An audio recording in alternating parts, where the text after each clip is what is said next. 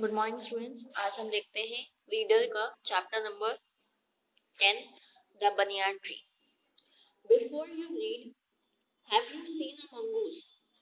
You have read in lesson 9 that a mongoose can fight with and kill a snake. Look at the picture and read the lines given below along with them. देखिए, इसमें आपको यही बताया जा रहा है कि कभी आपने मंगूस को देखा है और आपने लेसन नंबर 9 में आपने ये पढ़ा था जो मंगूस होता है वो स्नेक से लड़ सकता है, उसे मार भी सकता है। आपको यहाँ पे नीचे देखिए मंगूस और स्नेक की फोटो दी हुई है और उसके बगल में स्टोरी दी हुई है, वो बोल रहा है कि आप पढ़िए। द बनियान ट्री, ये स्नेक है, मंगूस है।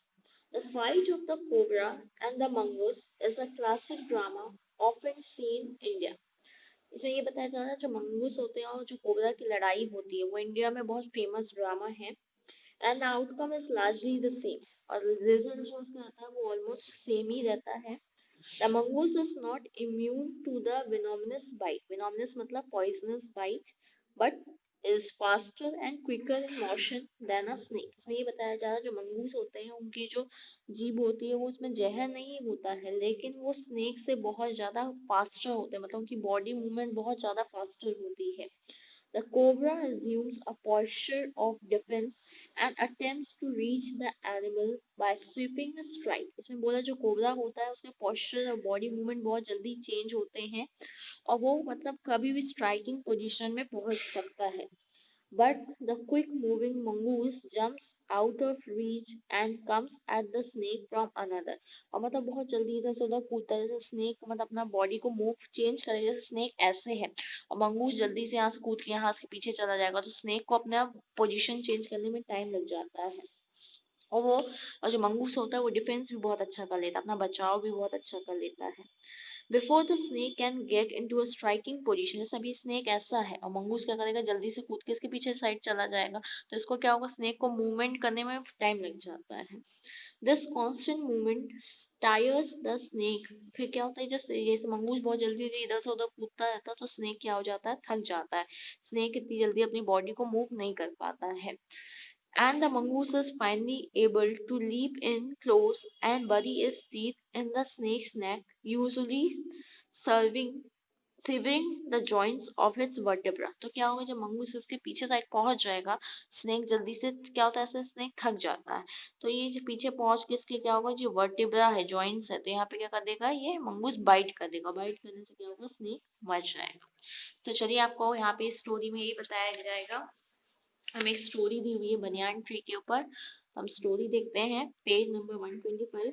You must have seen a banyan tree. This is a story about what the author saw as a young boy when he was sitting in old banyan tree in his grandfather's house। तो इसमें आपको ये एक story बताई गई है, author ने लिखी है।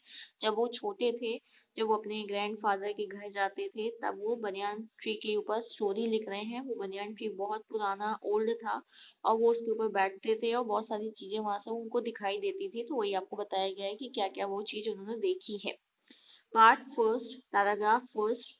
Though the house and the grounds belong to my grandparents, वो बोल रहे हैं कि भले ही घर और जो जमीन है वो मेरे ग्रैंडफादर की है। The magnificent old banyan tree was mine।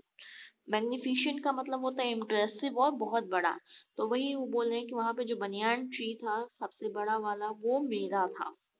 Chiefly because grandfather at 65 could no longer climb it, क्योंकि वो पेड़ मेरा इसलिए था क्योंकि जो ग्रैंडफादर है वो 65 के थे, तो वो पेड़ पे चढ़ नहीं सकते थे, इसलिए पेड़ पे मैं ही चढ़ सकता था, भले वो घर और जमीन उनकी हो, लेकिन वो पेड़ मेरा था। Paragraph second.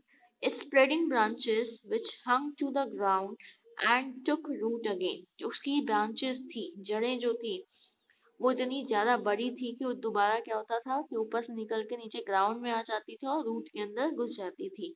Forming a number of twisting passages give me endless pleasure। और ये जो branches बन जाती थी ऐसे गोल गोल ट्विस्ट होते हुए, उसमें से निकलना और घुसना मुझे बहुत अच्छा लगता था, उससे जो रास्ता बनता था वो मेरे को बहुत अच्छा लगता था। Among them were squirrels and snails and butterflies. वहां पे क्या क्या थे? squirrels थे, snails थी, butterflies थी. The tree was older than the house, older than the grandfather. बताया जा रहा है कि जो पेड़ था वो बहुत पुराना था, वो घर जो दादाजी का घर था उससे भी पुराना था और दादाजी से भी वो पुराना पेड़ था. As old as Dehradun itself, मतलब जितना पुराना देहरादून होगा उतना पुराना वो पेड़ था. I could hide myself in its branches. Author कह रहे हैं कि जो उसकी ब्रांचेस थी उसके बीच में मैं अपने आप को छुपा लेता था. Behind thick green leaves, उसके पेड़ों के पत्तों के बीच में. And spy on the world below, और मैं नीचे की तरफ देख सकता. स्पाई का मतलब होता है वॉच सीक्रेटली, छुपके से सब चीजों को देख लेता था.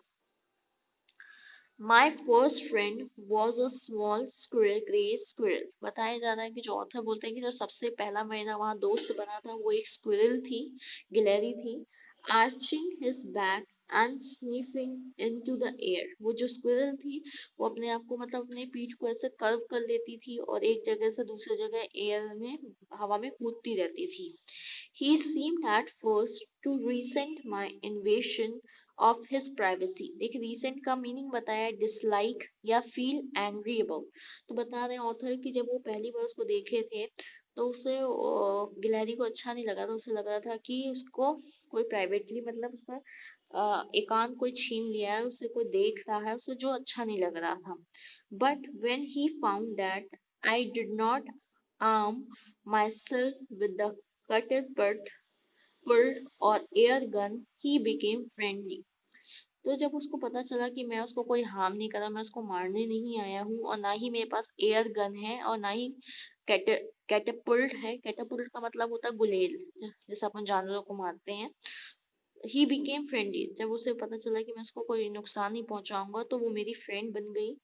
And when I started bringing him pieces of cake biscuit he grew quite bold. जब मैं उसको बिस्किट के पीसेस देने लगा, केक के पीसेस देने लगा, तो वो मेरी और अच्छी दोस्त बन गई उस, और वो मुझसे और ज्यादा खुल के डरने नहीं लगी. And was soon taking morsels from hand, और मेरे हाथों से भी morsels ले जाती थी. morsels small piece of food होता है.